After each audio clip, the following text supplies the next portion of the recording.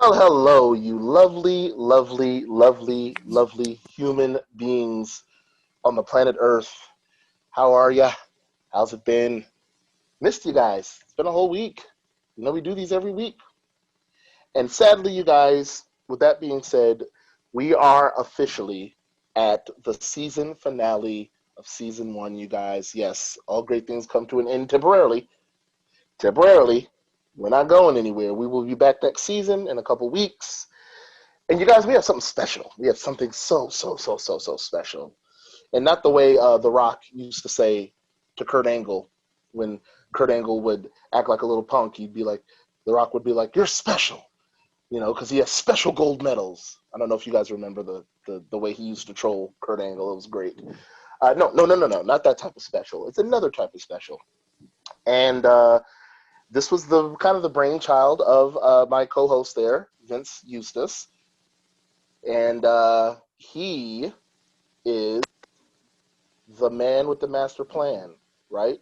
So, with that being said, you guys, you have made it to episode 10.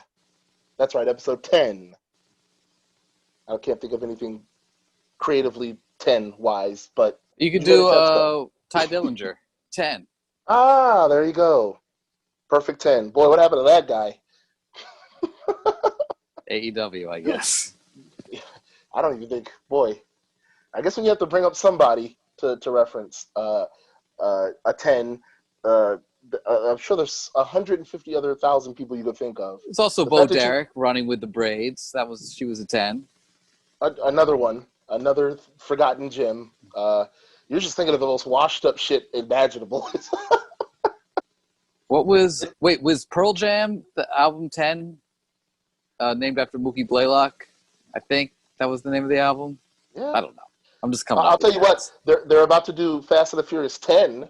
They're on 9. Okay. I'm pretty sure they're going to do 10 of these fucking abominations. They won't stop.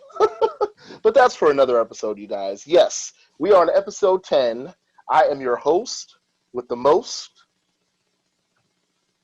Got my hair. Didn't use Nair. I cut it myself. The ruler, the high flying, jet flying, jabroni beating, pie eating, man with the master plan once again, LAREN Maxstar Moore. I am the trusty sidekick, Vince Eustace. And you guys, you have made it to episode 10, the season finale of Popcorn And booze. I say the gurgle, gurgle, gurgle, gurgle, gurgle, gurgle, gurgle, gurgle, gurgle, like to drink. I like to drink the booze. I'm not drinking booze tonight, I'm drinking water. Yes, you guys, the show with the contemporary sense of humor. Because that's what we do. We talk about topical, contemporary shit. We make you laugh. We try to. And I sometimes call Vince a hater and torture him. He's been saved from it for quite a few episodes now, but I used to torture him with talks of a certain aspect of film. You know about that, right? I don't know it, so let's move on. I'm know. unfamiliar. I'm sure you are. Well, it'll come to you eventually. Anyway, you guys, we talk about wrestling, we talk about music, preferably hip-hop, but we talk about all music. We talk about film. We try to do it all, pop culture, you guys. And speaking of music, yes, you guys, today is a special person's birthday.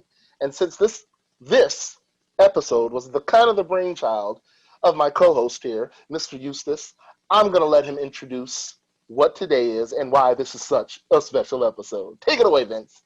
Well, I don't want to take all the credit. I felt like it was a brainstorming. You mentioned how your mother was a fan, and I mentioned how I was a fan, and then we both sort of were like, "Hey, this would be great. Let's do a whole episode of it." So like credit where credit's due on both ends. But today is August 29th. It is, or should have been, the 62nd birthday of the king of pop, rock, and soul, arguably the most impactful pop culture figure of all time, definitely in our lifetime. But in terms of just the music and impact on the culture, no one has done it bigger than Michael Jackson. So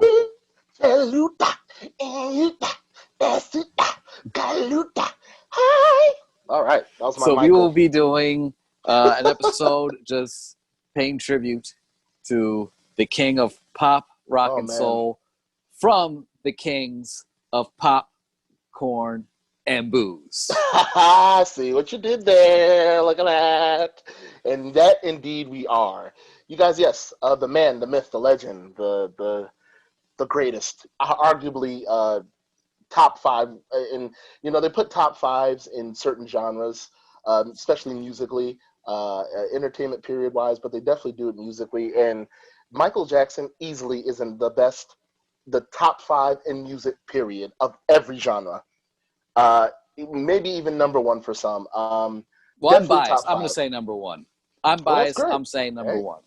And listen, I love Michael, and I listen. It wouldn't take much coercing for me to make him number one, but definitely, you guys, he's arguably the top five greatest musician, music artist, singer, dancer, entertainer, period, musically of all time. So, yes, like Vince said, we're gonna talk a little bit about him, man. So, shall we? I don't know. Start from Yeah, the beginning. let's get in. Before we get into the actual, life and career and accolades of Michael Joseph Jackson, I just wanted to touch real quick on, because we normally talk about, wrestling, we talk about hip hop, and we talk about movies. So I figured real quickly, I still wanted to touch on those and just how Michael Jackson has affected those areas.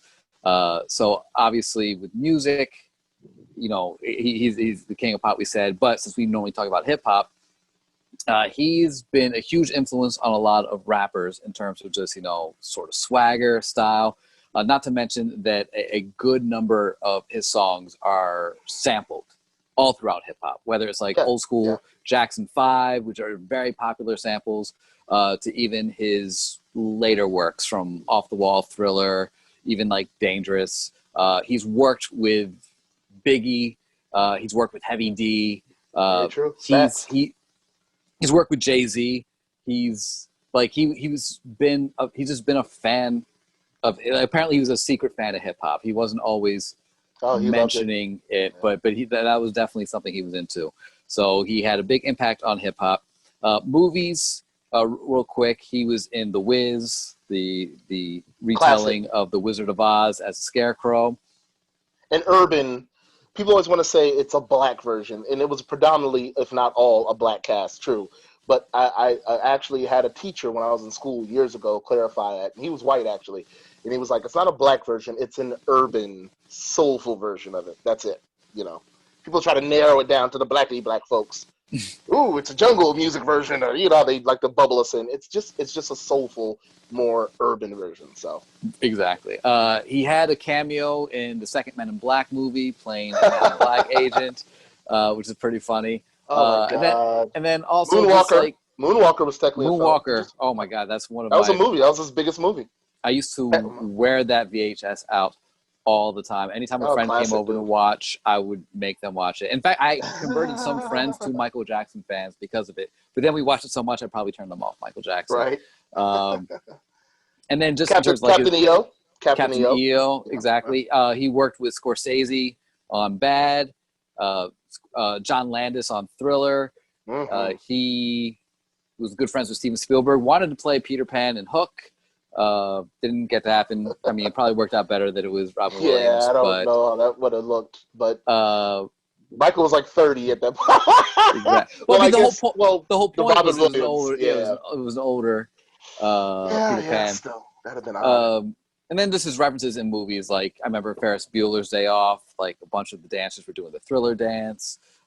Eddie Murphy, Beverly Hills Cop. You see them wearing like the Beat It jackets, and he's like, "Oh, I'm here to do an article on Michael Jackson. Michael Jackson sitting on top of the world." So he such a big influence, especially in the '80s, that he's like it seeped into the movies at the time. Absolutely. And then in wrestling, you might think, well, how's Michael Jackson influenced wrestling? I read an article. Good question, Vince. I won't get too into it, but I read an interesting article about how the rise of Michael Jackson and how he built sort of MTV into like a force with just how his music videos became more than music videos. They were like movies. The short films, the rise of MTV coincided with the rise of WWF and like the Hulkamania, WrestleMania. era. I heard rumors that Vince actually wanted Michael Jackson at either the first WrestleMania or one of the other ones. Michael Hayes of the Freebirds started doing the moonwalk as one of his signature moves. Scotty 2 Hotty did the moonwalk.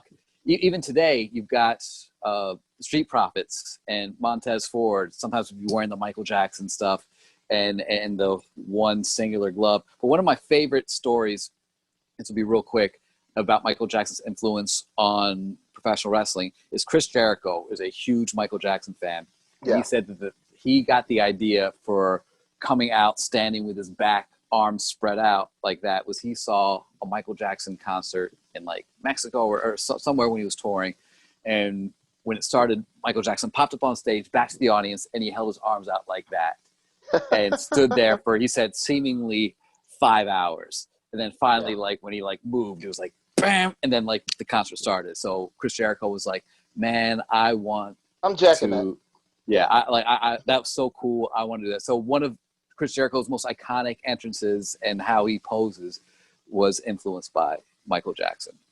And also, I don't know if you're aware of this, on the indie scene, I'm not sure exactly what promotion it is. It's an indie promotion. There's a wrestler who has a Michael Jackson gimmick to where he literally, all his wrestling moves and the spots he does are Michael Jackson moves. He does the moonwalk into the DDT. Exactly. Yeah. I don't know who it is. I got to look him up. I don't know what indie promotion it is, but it's those videos of all his wrestling matches are viral right now. So you guys Google him. Apparently, he is the Michael Jackson wrestler. So also forgot Carmella does the moonwalk as well. And I will say that indie wrestler that you mentioned probably like out of all the wrestlers we mentioned who did the moonwalk, we've got Michael Hayes, Scotty 2 Hotty, Carmella. Yeah. Aside from Naomi, when she was mocking Carmella, this indie dude probably does the best moonwalk I've seen in professional wrestling. Besides Naomi. Because Naomi, I'm not going to lie, Naomi killed the moonwalk when she did it.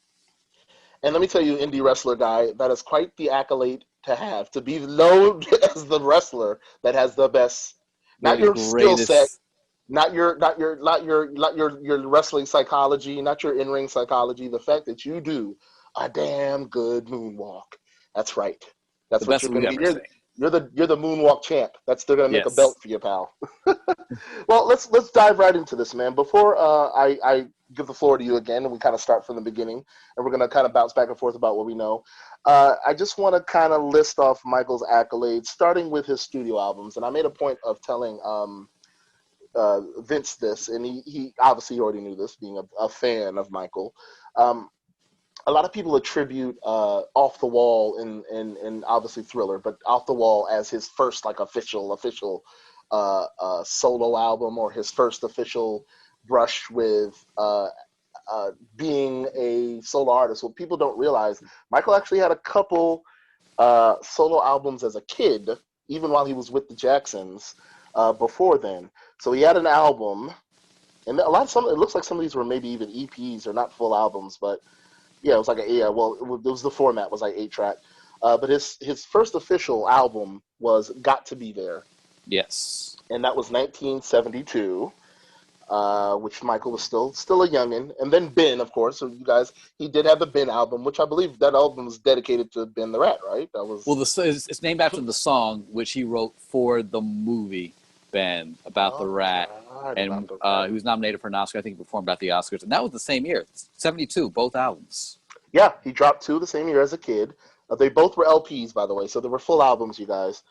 He did an album, and some of these I didn't even know about. Wow, this is crazy. It's funny that we're doing this. I'm actually learning some stuff and teaching you guys some stuff as well as I'm learning. He did an album in 1973, the following year, called Music and Me. I did not know that. That was another. I know the song Music and Me, and I remember the song. Yeah. I remember the song. And then 2 years went by, and he, as a child or as a youngin', these were probably his childhood and his teenage years. He did an album again, which I did not know about, called Forever Michael.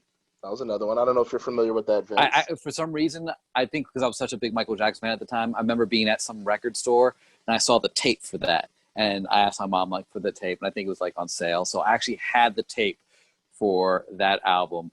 It wasn't Oh, one of my okay. it wasn't one of my favorite Michael albums, but it was good. I'm sure if I listened to it again, I probably will on Spotify. But I actually owned that cassette tape when I was a kid. Now, this was obviously years later because this was 1975. So unless you're a magician or a No. vampire, you weren't. This was okay. Thought so. This was late. This was late '80s, early '90s. So I probably had this tape. Vince was like, "Motherfucker, I was there in 1975. That's right. Yeah. I was there. I was there at the premiere of Star Wars 2 years later in '77, motherfucker." And here we go. So he does all these albums. I'm sure they were pretty successful because listen, Michael's run in the Jacksons was a star already. He was the voice of the Jacksons. I mean, his brothers, they were all collectively stars, but Michael, being the lead singer, was the Justin Timberlake. He was the man. It always revolved around him no matter what. And then the official first big record label, those are all on Motown. His first big, and I think this is why people attribute this probably to the first, because this was his first album on Epic Records, which turned out to be a huge home for Michael. For years, he did a lot of albums on Epic. Kicked off Records. an epic run. A very epic run. Hey, Vince, let me finish. Why you always want to be starting something? Sorry. We got to do pun for pun. We're gonna do it right. But yes, you guys, the first official big solo album, the one that put Michael on the map, well, at least kickstarted it, because it was the following album that really crossed him over. Off the Wall. What do you know about Off the Wall, Mr. Off the Wall was great album, by the way. Great soulful R&B. I think, yeah, absolutely. I think the reason why people consider it to be his first album, because it was his breakthrough album. It was the one that he wasn't a kid anymore. He was like 20 years old, but he was an adult. He was doing like more, not like super like R-rated stuff, but like just like more adult theme. Yeah, he wasn't doing like the kiddie pop. He was doing like actual adult mature music. It was influenced by disco, R&B, funk. He had collaborated with Quincy Jones, who he'd met on set of The Wiz, and he's like, "Hey, do you know a producer who can do my next album?" And Quincy's like, "Yeah, I'll do it." Me, motherfucker, me. That's great. I didn't know that. That's awesome. Yeah, That's and so it's one of those albums that I feel obviously sounds like from the 70s and 80s. Yes. With this still a disco. It has a influences. very disco soul sound. It still had that. But at the same 70s time, era. Yeah. I don't think it sounds as dated as some of the other disco albums of the time. Like maybe it's just the way it was engineered, or the way it's produced, or the way his voice pops off the albums. But it just sounds like almost like it could be redone today. Like sometimes Pharrell has He'll done replicate songs that sound. He'll replicate that are that similar soul to sound, that era, and especially that album. And yeah, like that's where Michael became he was already a superstar as a kid, but now he was like a superstar. He was Becky Lynch. He was the man at that Yes. point. Well, this is before Becky Lynch wasn't even thought of. Matter of fact, me and you were barely. I think. Yeah, I don't even think we were born not. yet. No, it was just 1979, so neither one of us was born. And Becky Lynch is younger than us, so she definitely wasn't born. So Michael's the original, the man.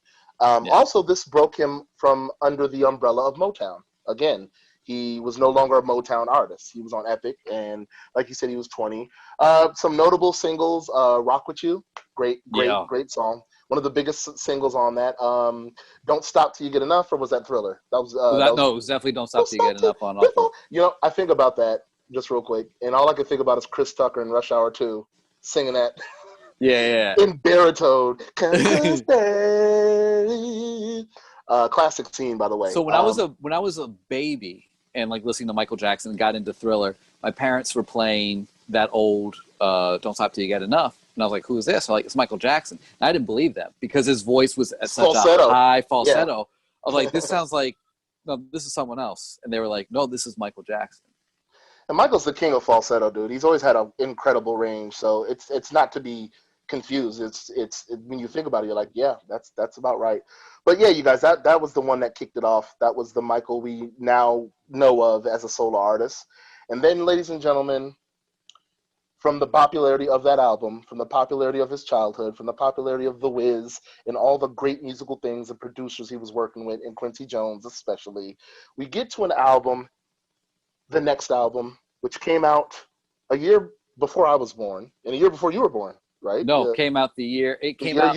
You're a It little older came than me. out, I would say maybe like a little after a month after I was born. Like Thriller and I are It's almost the exact same age. it's November 30th, 1982, the debut and the releasing of one of the greatest, again, uh, hands down top five of any genre. I would have to say top five greatest album from a musical artist of all time. You guys, the Thriller album. Eh, Yeah. My God, was this a smash fucking hit for Michael to the point like, and that at that point MTV couldn't deny him. The world could like he broke so many boundaries with that album. And here's the thing, that album was still very, it was breaking away from the disco sound, but it was a very R&B, um, very soul driven album. Not too many pop records. He hadn't got to that phase yet, but it still was just it resonated so well even with white folks at that time, because the MTV explosion, we talked about that, and during the 80s with Michael, Michael was one of the first black artists on MTV. He had to break that boundary and made it possible for other black artists because they weren't playing black artists. It was David Bowie, it was Madonna. They just weren't fucking with us, for obvious reasons. We don't need to get into that. But Michael broke through that, and he was still black. Think about that. Michael was still this complexion. But Thriller was just an amazing album. It spawned one of the biggest singles, one of the biggest fucking songs, a Halloween scary theme song, which had how long was the video runtime? About 15 minutes, 10 I to would 15 say like, minutes? yeah, probably 14. It spawned off one of the greatest albums, off one of the greatest singles. It spawned one of the greatest, if not the greatest, music video / short film of all time, Thriller. I remember real quick, and I'm going to pass it over to you so we could talk just briefly about Thriller and a couple of the singles, because this was just this album was just too big. It was phenomenal how big this album was, still to this day. And as far as the copies it sold, oh God, it's like triple, double diamond now. It's crazy. Um, as a kid, Thriller, the actual video, used to scare the shit out of me, to the point my family would like torture me with the song. Like, my mom loved the video. Like you mentioned, my mom is a huge Michael Jackson fan, to the point it's scary. Like, around the house, it looks like a Michael Jackson museum. Like, when Ooh. he when you walk in, you're just like, wow, that is Michael, and there's Michael again, and even some more Michael. Go in the bathroom, there's Michael again. You can't go anywhere. It's all over the house, Vince. It's crazy. I'm losing my mind. Um, but that song used to scare the hell out of me. It was just the makeup effects, the creepiness behind the music. Quincy Jones' production even had a creepy feel to it. The actual video was kind of creepy. The werewolf zombie, the dancing, even the choreography, the moves that it was a famous choreographer. His name was Michael. I can't think of his last name. Do you? He Peters, was Michael Peters. Michael Peters, who was a huge, who's no longer with us. He passed away, and he was actually, I believe, he was probably obviously a huge advocate, but I believe he was a gay man. I believe he was part of the LGBT community, and probably was a big advocate for the LGBT community back then, when that was probably scary to even be doing that. Scary, and I'm talking about Thriller. That's hilarious. Um, he choreographed that whole video, and it just, everything about it just scared the shit out of me, Vince. I don't know what it was, Yeah, it but was scary. it was an amazing song. Thriller, the whole album is like so. Like I said, I think if my math is correct, I think Thriller album is a month and a week younger than me. So like, I grew up on that album. It is like almost entwined in my DNA. Nice. I grew up watching the Thriller video when they did Motown 25, when they brought all the I Motown think I remember acts that. back together, Yeah. and they reunited the Jackson 5, and even brought not Marlon, Randy in to make it the Jackson 6. Michael had a stipulation. He's like, hey, we can do the old Jackson 5 songs, and I'll do songs with my brothers, but I want a solo spot. And Billie Jean was the #1 single That at was the it. time. That was his big breakthrough performance too. Yeah. And He that's where he busted out the debuted. moonwalk. He The debuted moonwalk, the right? Yeah. moonwalk. Yeah. The crowd went bonkers. Like on They a popped. night where They all definitely these popped. stars from Motown's like golden years, like all of them tore down the house. Michael was above all of them, and all of them knew it. Like the Temptations and Four Tops were watching backstage, and they're some of the most talented groups of all time, and they're sitting there watching like this slack jawed, and like how is he moving like this? Fred Astaire called him up afterwards, one of Michael's idols, and was like, "You're a hell of a mover. You're one of the best dancers I've ever seen." He blew James. He blew one of his biggest idols, which helped him to mold him to be such a great dancer. He even got compliments from his idol himself. James Brown was even like, "I thought I could move, I thought I could move, my man, but you can really move, Michael. You can move, man." Like even James Brown was like, "You're the god right now, dude. You're killing it." So we mentioned it with Off the Wall, like that turned him into a superstar.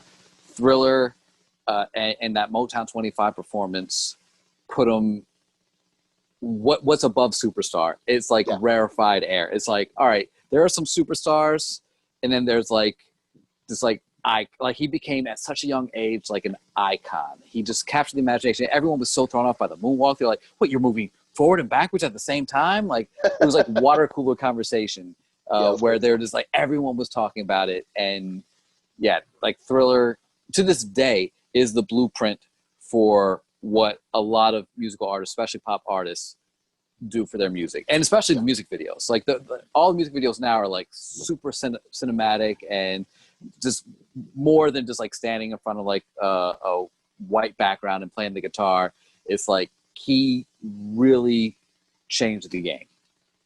No, he did, and with a little assistance with Quincy Jones, who at that point was by far one of the greatest producers of all time.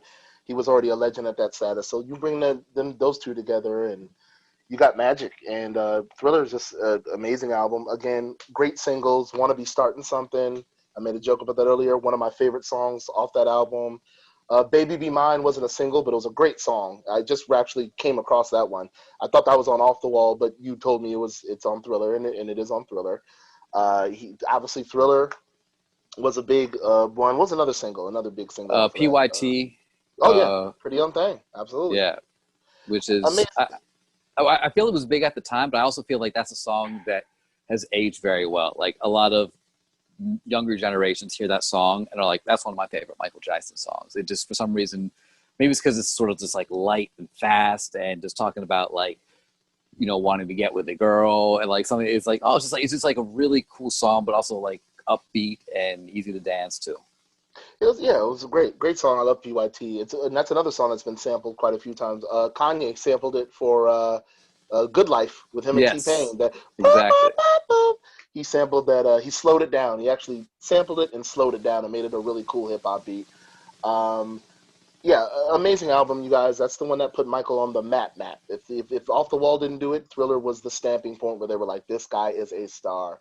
And he broke the record for most Grammy wins. He had, I think he's since been tied, but he got an unprecedented 8 Grammy wins off that album. Yeah, and nobody had ever done that before. Definitely Black. So he was setting milestones, man. So shout out to Thriller, man. Great album. And as we move further in, he had another big album next. Now this album is attributed to the fact that, well, there's a couple noticeable things about Michael around this time. The number one thing is, we're going to address the elephant in the room. Michael's skin started to get lighter all of a sudden by this album, and that was the most noticeable thing. Yeah, it had been a transitioning thing. It wasn't just like, dark one minute, then bam. Over the years leading up into this album, people were just kind of noticing, boy, Michael's he's got a Asian tint about himself.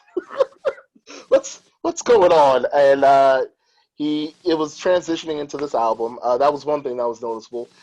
The number one thing, another thing that was noticeable, the second thing was the type of music Michael was doing. People noticing he started doing more poppier, more rock influenced, more crossover type music. And that brings us, with that being said, to the Bad album, 1987, where we were very little kids. I remember the album. I remember a lot about this album. I was really young, but this was kind of my introduction, I believe, being somewhat old enough. I mean, both of us were still in our very single digit. We're very much in our single digit age range yet, but I remember this was right around the time Michael became way more apparent to me. Um, and again, I noticed that he was a bit lighter. I was like, oh, geez, that's not Michael Jackson from Thriller. It's not the same Michael Jackson. Um, but what made this album special, it was his crossover. This is technically his big crossover album. Uh, and great album. Again, another good fucking batch of songs, dude. Great singles. One of the title singles, obviously "Bad," which was a huge hit, and that was when Michael was like super edgy. He was, the video was a Scorsese video. It introduced a very young, new, up and coming Wesley Snipes. Yes. It was It was shot in black and white in the beginning. And then when the music video started, the color. It goes to color. So there's different versions of it. I think there's definitely two different versions. The regular music video version, and then there's like a short film version where it opens with Wesley Snipes. It's a whole big thing.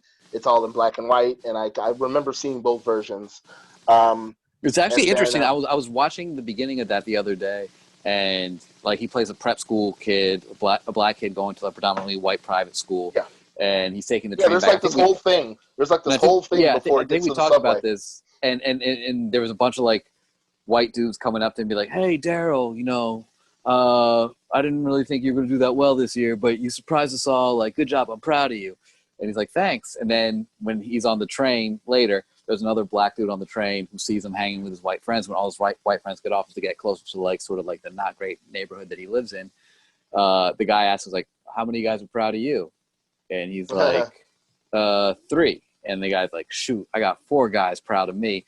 And I never got that when I was a kid. And as I got old, like when I watched it again, I was like, oh, it's basically these white dudes, like not white savior types, but they're just like, "Hey, like I didn't think you were going to do well here, and you did, so I'm proud of you, because as a black person, we didn't think you were going to be able to, I don't know, be smart enough or like survive in this type of overachiever." Yeah. Exactly. So when he did it, everyone was like, "Hey, like you really worked hard. I'm proud of you." And it's like, well, yeah, like we're all working hard. We're all doing this.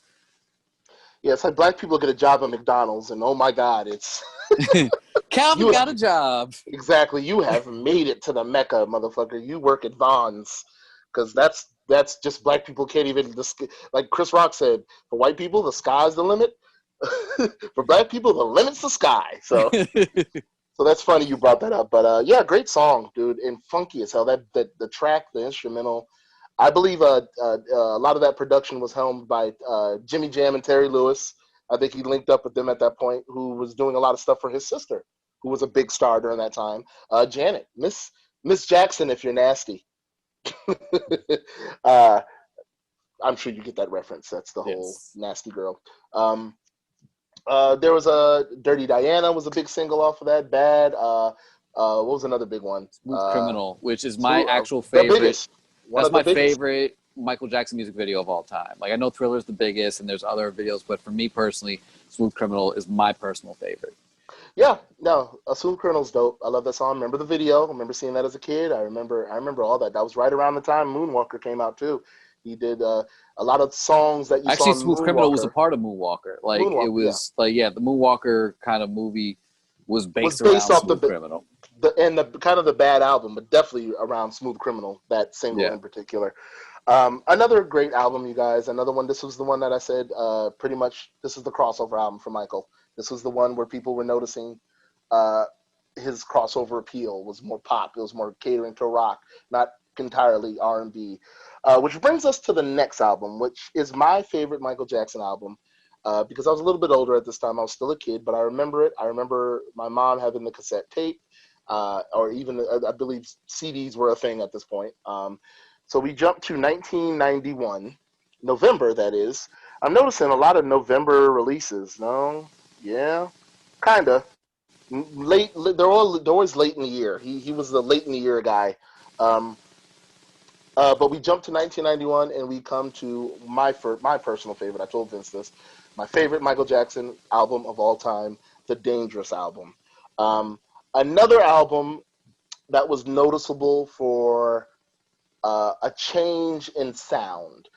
So up until this point, we had the soulful Michael Jackson, we had the disco era Michael Jackson, we had the R&B era Michael Jackson, and then we had the pop '80s rock.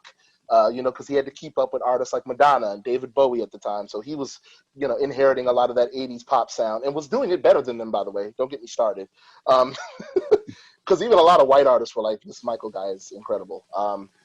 Why aren't you playing him on like MTV and all these big stations?" But up until this point, it was just different. It was a pretty steady flow of R&B, soul, and disco, and then he jumped to the pop and rock. And then once the '90s hit, a lot of people were kind of in Michael's ear because Michael was like, "I want to do another album. I'm ready for another album." There was a big tour off this album. The Dangerous tour was actually another huge tour. But they were kind of telling him, "Look, Michael, it's the '90s. At this point, disco was a thing of the past. The pop synth sound of the '80s was starting to kind of go away. R&B was still a thing, but it was a change in R&B. And Michael is one of the kings of R&B. So they were like, there's this new thing, and there was, and we talked about this when I did my Broken Complex music career last episode. There was a certain sound that was becoming popular in the late '80s into the early '90s, and that sound was called the New Jack Swing era. Something Michael, I believe, wasn't really familiar with. I'm sure he had heard it. Michael was very intuitive with artists. He was a big fan of music. Michael, that was one thing about Michael. He wasn't really a selfish guy. He really listened to other artists. He actually had favorite artists who were less famous than him that he was fans of. To the point he would call a lot of these people and be like, and they would be like, who the hell is this? Like, oh, it's Michael. And they would just hang up on him like, why is Michael Jackson calling me? Especially because apparently he had a slightly deeper voice than like That's right. we all know him as like and he wasn't like super deep like Barry White, but he had like a deeper voice than that. So when he would speak to them, people would be like, and this is Michael Jackson. Why would Michael be calling me little old me? Like a lot of artists tell funny stories about when he would literally just randomly call them because he was fans of their music.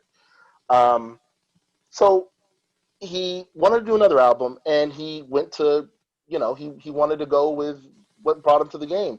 And apparently from the story I read and what I've heard in interviews, he went back to Quincy Jones and tried to link up again with Jimmy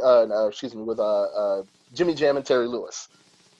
And Quincy was like, listen, I would love to produce for you, but he was like, Michael, it's a new age. I don't have the exact sound that's current. I could do it, but I'm going to recommend somebody else who's actually doing the sound way better than all of us. And he introduced them and told them and made them aware of a young man at the time called Teddy Riley. And he brought on the services of a young Teddy Riley. And this, in transition, this Dangerous album into what Michael originally envisioned, which was an R&B album and his old sound, into a new Jack Swing era album. Most of the tracks are, if not all of them, are produced by Teddy Riley, co-written by Teddy Riley. And it's just, for those who don't know, New Jack Swing is a mixture of dance music, hip-hop, and R&B, something Michael was never really doing. He'd always do up-tempo stuff. He loved up-tempo stuff, but he wasn't doing too much hip-hop stuff. And like you mentioned, he was a hip-hop fan. So when Teddy Riley was like, look, I want to give you this kind of hip-hop-y R&B sound, this New Jack Swing sound, Michael loved it. And with that being said, Dangerous is one of my favorite albums. I love the New Jack Swing era. He had great singles on there. Remember the Time, great song, big single for Michael. He had one of the biggest singles of his career. I wouldn't say it probably wasn't charting-wise as big as Thriller, but it's up there. It's definitely up there. One of the biggest singles Michael ever put out, and it had a message. And the song is about kind of me and you, Vince. I don't know if you're aware of that. It's a little song called Black or White. Yes. And that's what Popcorn and Blues is. It's ran by a black guy and a white guy. This is arguably, again, one of the biggest songs of all time, period, but definitely one of the biggest Michael Jackson singles. He had the song Jam with Michael Jordan in the video. Oh, my God. As a kid, and I think that came out in '92, seeing Michael Jordan, Michael Jackson, my two idols as a kid, coming together and joining forces, I was beside myself. Oh, it was amazing. Amazing. One of my personal favorite albums, I have to. If somebody were asking me what my number one favorite Michael Jackson album is, a lot of people would be like, "You're an idiot. Why isn't it Thriller or his or Bad or one of his more I guess respected quote unquote albums?" Even though his entire body of work is just incredible, I would be like, "Go fuck yourself. Dangerous is my shit." So great album, you guys. For you youngsters, Google it. You might learn something from the Dangerous album.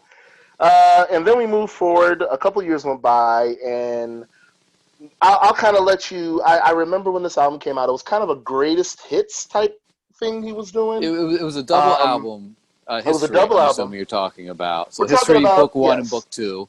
We jumped to 1995, and yes, First book History, past, present. is all the greatest hits he had up until that point, and then book two was his new songs.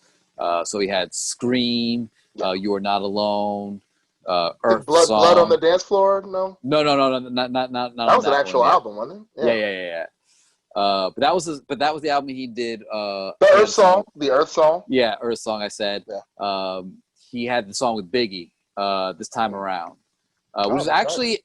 I'll be honest, that was my first introduction to Biggie because I wasn't like really into that type of hip hop as a kid. Like when I was getting into hip hop at a young age, it was like the kid friendly stuff. So it was like MC Hammer, Chris Cross, Shaquille O'Neal, like all the stuff that didn't have stickers on it. Said nobody ever. So Shaquille O'Neal. So my first that was actually my first CD that I ever got was Shaquille O'Neal. I like playing on the west side, even though I miss banging on the east side. As long as y'all got my back. That's a great song. Rapped on the History album too. He did. He did the song "Too Bad," and he had a little guest spot on that. It was Ghost. Ghost was on that as well. Ghost? No, that was. Or was that a Blood on? I think that was Blood on the Dance Floor as well. Yeah, okay. yeah.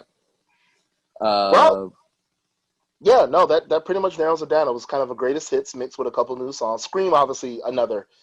I know we kind of eased past that, but real quick, Scream was another huge fucking hit for a multitude of reasons. It was a great song, but the number one, it was his first collaboration with his even more, not more, but his equally almost as famous sister, Janet. Mm-hmm.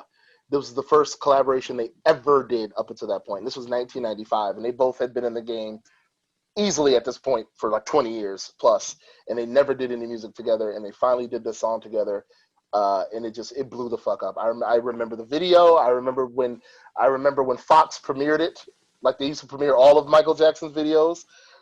Tune in 8 o'clock tonight on Fox. We're gonna premiere the new Michael video, and they premiered Scream, and I remember sitting around the television with my family like we did every Michael Jackson video that was premiered because he was just that big. It was the most expensive video up to that point. I don't know if the record's been broken, but I know up to that point that was the most expensive music video ever made. It was, and as a matter of fact, I think the song that broke the record, it was two. It was Nas and Diddy. You Can Hate Me Now. I think that broke the record as one of the most expensive. And then right after that, I believe it was Jay-Z's Big Pimpin'. Interesting. I believe those two broke that record, or at least if it didn't top it, it matched it. But I know for a fact, Hate Me Now is one of the biggest, not just hip hop, but one of the biggest, most expensive Hype Williams directed videos of all time. But Scream was definitely a trailblazer and a great song and a great Then You album. Are Not Alone was actually his last ever number one hit on the Billboard charts. The one that was like actually number one. Yeah, he had a string of number ones up to this point. Too many to count. I was going to go through them, but there's just too many. It was way too many. Up to this point, Michael was hitting number ones like on the Billboard across the world, mind you, not just in America, you guys. He was number one in like every country. It was scary how big his songs were. And this was another album. I remember the double disc. I remember my family, my mom having it, and me listening to the CD and being enamored with Michael as usual. And then we get to a point where Michael kind of took a break, an extended long break for a multitude of reasons. Michael had a lot of legal issues. He had a couple prior to obviously the History album, but some other stuff kind of popped around and some allegations, and I don't want to. We don't need to get into it. Everybody knows what the allegations, quote unquote, are about Michael and his dealings But a lot of stuff was just happening, and you heard from Michael, but you didn't really hear from him musically. He took a nice long extended break, and I remember right around the 2000s, very early 2000s, like 2000 exactly. I remember there were just rumblings of new music by Michael. Michael's finally getting back in the studio. It was all over the news. I think there were even like secret undercover footage of Michael sneaking in and out of studios. It was just a bunch of stuff. You'd have to look it up. But I was just like, okay, that'd be cool. You know, Michael wasn't forgotten at this point, but people had kind of, his legacy and his legendary status was still there, but musically people had kind of graduated from Michael. They didn't hear anything, and they were like, okay, Michael's been doing this a long time. Maybe he's kind of officially retired. Um, and then right around the 2000s, 2001 to be exact, and I remember the lead up to this was incredibly heavily publicized.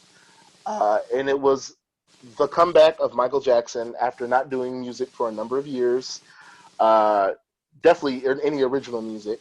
And then he pops up again. There was tons of publicity that led into this album. It was just it was all over the news. There wasn't really any social media. The internet was there. You had to go to a couple websites. There was rumblings, but not the way it is now. Obviously, we're talking about 2000, 2001. But everybody named Mama was talking about it. In 2001, we get to the Invincible album. At this point, everybody, of course, but me personally, I was so familiar with Michael. It was just like you were just happy to hear him back. Um, and up to this point, Michael had had tons of surgeries. One of the things you can notice with the recording of this album, and I don't want to pick on Michael because I love Michael, but there is some noticeable things. Michael sounded, because of all the nose surgeries and a lot of surgeries, Michael sounded a bit nasally. His vocals were a little bit. I listened to the Invincible album now, and I listen, and I even remember hearing it back then, and I remember a lot of people had brought it up. They were like, it sounds like Michael. It's definitely Michael. He's still singing his ass off. His harmonies are still on point.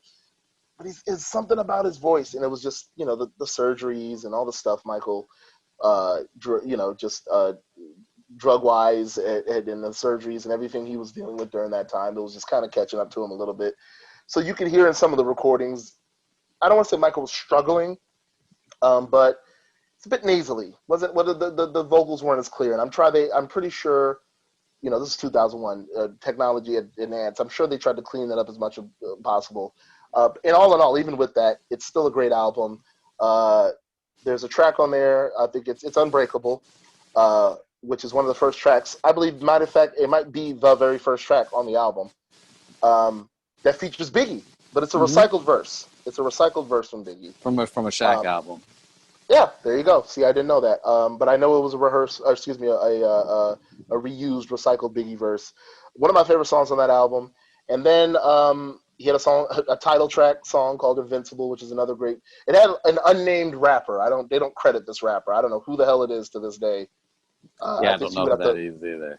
I don't even think he knows who he is. I think Michael was just like, hey, this guy is good. But Michael, quick side note, Michael was also known, I think you might know this, Michael was known for kind of trying to break new artists, but he was also known for not wanting to use super duper famous people. Like he wanted to, if he had a feature, he wanted to use kind of relatively unknown people for whatever reason. I guess he maybe give them their shine, or maybe he just, he just wasn't about that flashy life. But I've heard in multiple forums that Michael was big on kind of going after unknown artists when he would once in a while have a feature. And then another big single, because it was his comeback single, with another short film as a video. It had a very famous, at the time, up-and-coming Chris Tucker, and that's Rock My World. Do you remember that video and that song? Rock My World, yeah, that was huge. It was Marlon Brando's last ever acting performance, I believe. That's right. He was a mob boss. He had a very weird performance. Like, I don't remember it making any sense. Like, he was like, hey, bang, bang. Hey, see, like, he was almost speaking just like gibberish. But I thought the dancing was great. I thought the song was great. Like, I was as a Michael Jackson fan, this was like exactly what I wanted. It was like, like just like come back to the great dancing and singing and like have the video just like blow everyone away. That was all about it. And much like Michael did in the past, he had to acquire new talent as far as production wise. He couldn't use the same people. By this point, Teddy Riley wasn't bubbling the way he was 10 years earlier. Uh, so he had to get somebody who was kind of bubbling in the late 90s, early 2000s, and that's a very young Rodney Jerkins, a.k.a. Dark Child! Dark Child. And it's funny, he Dark actually Child! he tapped Pharrell Williams of the Neptunes Originally, yeah. to do it, and Pharrell came and played him his songs, and a lot of the songs that Pharrell played for Michael went to Justin Timberlake's debut album. His first album. So if you listen to Justin Timberlake, you're like, oh, this kind of sounds like Michael Jackson songs. And so when Pharrell played it, Michael was like, no, I don't want this. I want Super Thug. Because again, Michael was a big hip hop fan. So he liked the Pharrell was like, I'm not doing it. Pharrell told him, I'm not doing it, dude. Sorry. But the thing is, if you listen to like Super Thug, like I can see Michael like dancing to it. I can see him being like I can see him just like I can see him. I could see why Michael wanted that. He just wanted. Michael was just all he was. He just knew music. He knew a good sound when he heard it. He always tried to be fresh. He also had a lot of handlers and the people in his ear that were like, Michael, we want to reinvent you. You're a legend. You'll always be loved. People always love your music, but we want to keep you fresh. And Michael always just wanted to be fresh. So he wanted that. And the story is like flat out Pharrell was like, no. He's like, I'm not giving you those type of beats. He's like, not because he just wanted to deny Michael. He just really wanted Michael, and Pharrell had this ideology where he just wanted to be one of the producers that could helm that Quincy Jones sound. I want to give you that Quincy sound. He wanted Michael to go back to like that classic sound again.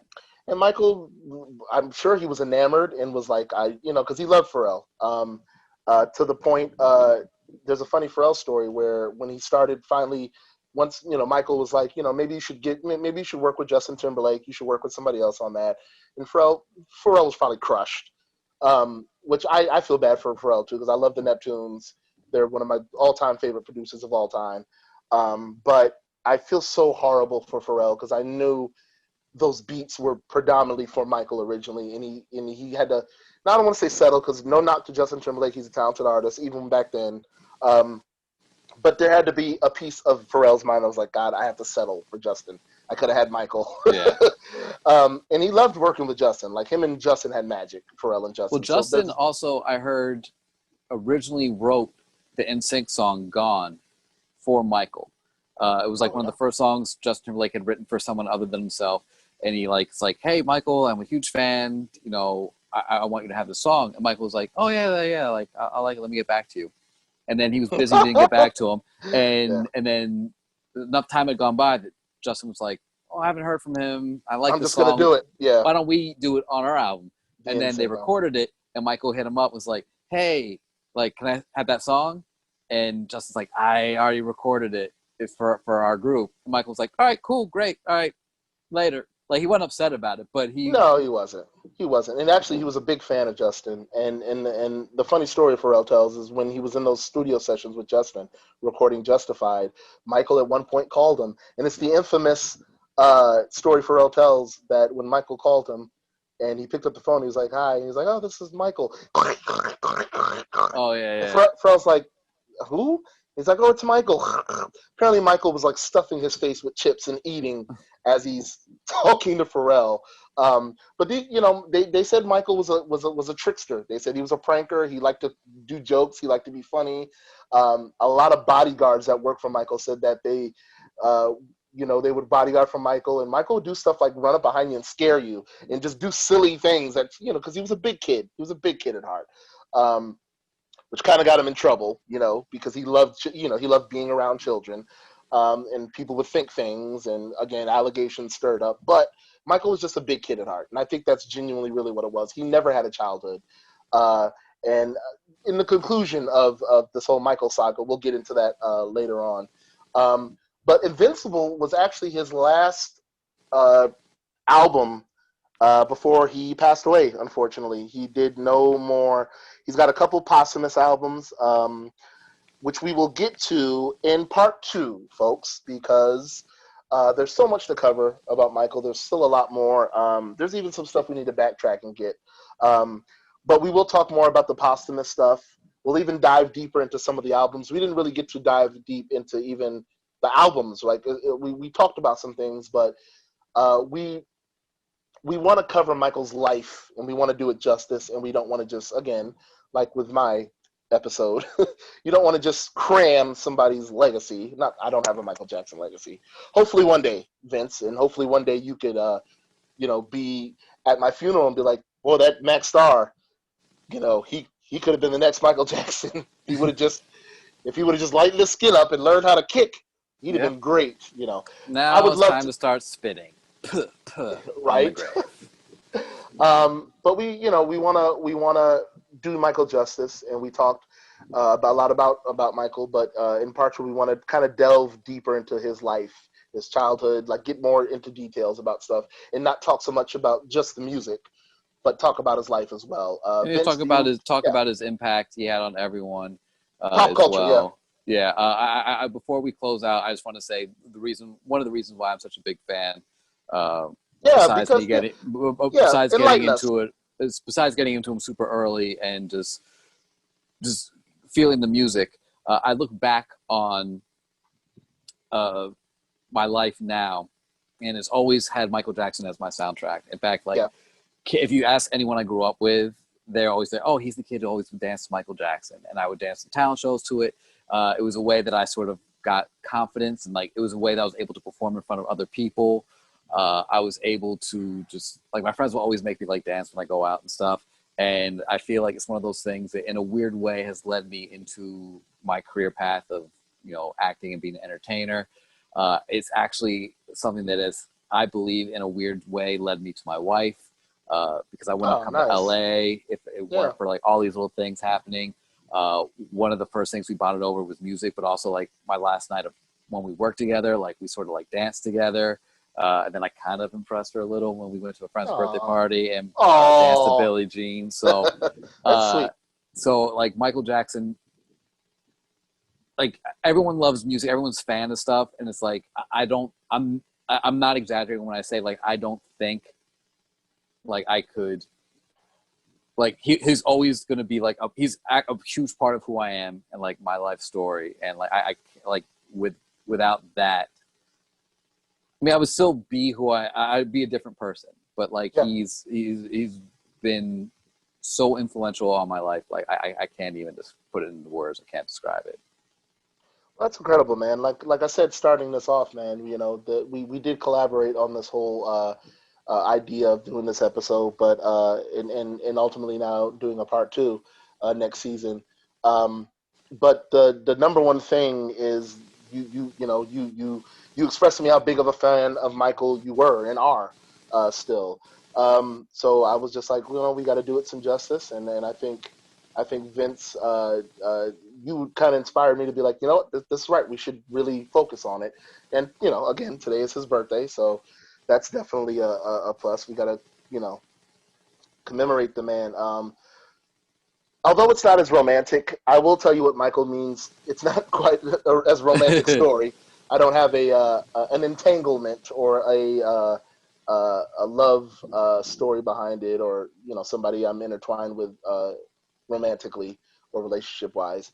But in other forms, I don't see myself.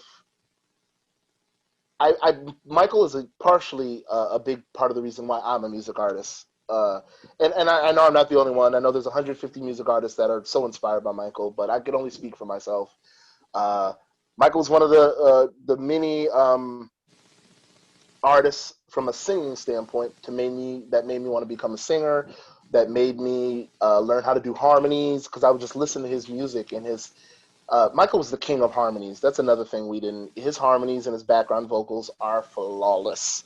Yeah. I listen to his music now. Sometimes I'll just sit in my car and I'll just bump some Michael. I'll go for a drive and I'll bump Michael. And now, because I'm not a kid anymore, I'm an adult and I'm a music artist and have been for half my life.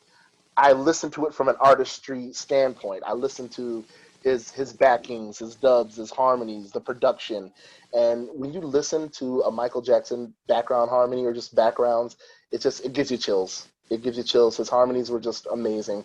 He knew how to layer. He knew how to do registers, and he just was all over the place with his singing range. And that kind of molded me to become a harmonious person myself, or to learn harmonies. But definitely, just as I know I'm predominantly hip hop, um, and obviously it's hip hop that made me the lyricist that I am. But as far as an artist, Michael Jackson's one of them. I would have to put him in my top five as one of the all around artists that made me just be an artist. And much like wrestling and a lot of things we talk about. It helped raise me and helped raise you. Because there just wasn't a moment's rest. I don't think there was and again, we're not the only ones, but we can only speak for ourselves. There wasn't a moment's rest. I did not hear Michael on the radio, did not see a video. It was just, Michael was just everywhere. You could not avoid Michael Jackson literally up to the point he passed away. There was no avoiding Michael Jackson. Definitely the 80s and 90s, there was absolutely no avoiding Michael Jackson. So even if you weren't a fan, he had to influence you in some form or fashion. Just with he was great. He was great, and we'll get more into it in part two. And I will say it was very gut wrenching and very heart dropping and terrible when I found out he passed away. It was a very sad day for everybody, but it was just like, wow, because it's funny, leading up to his death, I remember, and again, we'll get into this in part two about the whole, leading up to his death. This Is It, the This Is It film, the stuff he was actually going to record another album. He never got around to any of that, unfortunately. But I remember leading up to those years leading up to that, to 2009, I just remember saying to myself, like, I don't know if I could live in a world where Michael Jackson isn't. I just remember thinking to myself, like, obviously I can. I'm not going to, commit suicide over Michael. But my thought process was like, I just thought about it like I think about like The Rock or Stone Cold, or I think about Denzel Washington or Will Smith. I think anybody that's really genuinely influenced me, I'm like, wow, this world is going to suck without them. And I just remember like before Michael died, and there was nothing that pointed to his death at all. It was just, it kind of happened out the blue. But even still, I was just like, I don't know if this world is going to be right for me without Michael. And then obviously, Michael, he departed, sadly, and it affected everybody. And we will get into that in part two. We'll talk about, and like I said, we talked about a lot about his albums. We kind of focused on his albums, his journey. But now in part two, I want to focus more on him personally and what he's meant to everybody, like you said, and definitely delve into his personal life. We would talk about his kids, some of his relationships. We'll definitely work that out. But Michael was great, and he will be missed. Happy birthday. Happy birthday. Happy birthday to the king of rock, pop, soul, music, period. He's just one of the greatest. And his talents and his contribution to not only music, but this world will never, ever, ever be matched. There is not an artist that can come out. I'm sorry. No knock to Beyonce. No knock to Adele. No knock to Chris Brown. No knock to even Prince. I love Prince. Prince was another great. And maybe incredible. Don't get me started on Prince. We're actually going to dedicate an episode to him as well next season. So we're announcing that now. We got a Prince episode coming up, you guys.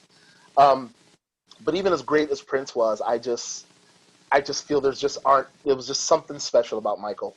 There was something special about Prince, but there was just something different about Michael. Like with Prince, you could like kind of see like, okay, I can see some other artists being like this. Michael was unmatched. He was uncanny. He was unmatched. And there is not an artist, I think, in the history of music from this moving forward that will match that legacy. Some will come close. Some will come very close. Some will even almost, get to that plateau. But Michael was something else. He was something else. So happy birthday to him. And with that being said, you guys, do you have any parting words about Mr. Jackson before we? I think that does it for season 10. Season 10, episode 10, season 1. We have not made it to season 10 yet. That would be, wow. We would be But we will be announcing that one day, probably maybe even 10 years from now. Who knows?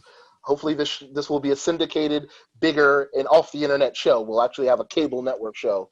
But like Vince said, you guys, it has been a hell of a ride with a lot of ups and downs, a lot of technical issues. You guys will watch this season and be like, what happened? There were so many things that were there, and it's just, but that's technology, you guys. So we're sorting that out actually, and I believe there's some methods that are effective now. So with all the flubs, but that's like anything, like John Hammond said in Jurassic Park, even Disneyland had a lot of technical issues when they first opened. So this show, same thing. But Jeff Goldblum also, his character Ian Malcolm, also made a point of saying, yeah, but when Pirates of the Caribbean broke down, the pirates didn't eat the tourists. Great line, by the way. Unrelated, but great line. So we're working out the kinks, you guys. We'll get it together. But that was season 1. That was episode 10, season 1 of this show, you guys. And we will be back in a couple weeks. We will got some with some new stuff and hopefully some guests. Right, we're gonna try to get some guests on the show. I believe so, Mr. Eustace. I think we're gonna look into that. Yeah, man, we want to definitely get some people on the show, and there's quite a few people that have actually hit me up already, and I'm just like, we're still trying to focus. We're still trying to work it out with us. Like, give us a chance. We'll get to it. So, with that being said, you guys, this is the close of season 1. It's been a fun ride. I want to thank you, Vince, by the way. Thank you for having me. I want to thank you for a multitude of things, for being a part of this, for doing everything you have possibly done in your power technical-wise to make the show, give it a good look and make it successful in the form we're shooting it in. You've been a big help. Your wife has been a big help. Your sister-in-law has been a big help. And as a person who is hammy and is in your face and as much of a performer I am and have grown to be and have been my entire life, you always need somebody to keep you grounded. And I think with all my craziness and all my jokes and my zaniness and my I talk a lot. I'm talking a lot now, but it's from a humble standpoint. I want to thank you for dealing with all that and keeping me grounded. You play a great straight man, so Yeah, that's what I do. So that's where we're at now, folks, and we will be back, your favorite host and your favorite co-host. And with that being said, we're going to go ahead and close out season 1, and I'm going to say that I am your water drinking, chapstick using, look at that, pie eating, jabroni beating. I'm stealing it from The Rock. The glove doesn't fit like OJ wearing. See, that's what OJ was doing. The glove don't fit. See, told you, Mike. OJ, he did the glove don't fit. The glove doesn't fit. It just doesn't fit. Aspirin taking when I have a headache, of course. Boy, there's so much stuff I could just grab around. Oh, Broken Complex. There we go, right there. Former artists. Your host, Vince is looking at me like, wow, that's a lot. Your host, LAREN Maxstar Moore. And I am the smooth-talking, moonwalking Vince Eustace. And you guys, you have come to the close of Season 1, Episode 10 of The Greatest Show on Earth, Popcorn and Booze. And with that being said, he's drinking right now. I probably cut him off when I started talking. But with that being said, you guys... It didn't look good. It looked like I was holding something else. So you cut off at the right time. Wow, way to close the season, Vince. Way to close the season with a visual. You guys, that was the conclusion of Popcorn and Booze. And with that, I would like to say, like I always say, bye-bye. See ya. See you next season. See you soon. Gotta go. Season 2 coming. Yay!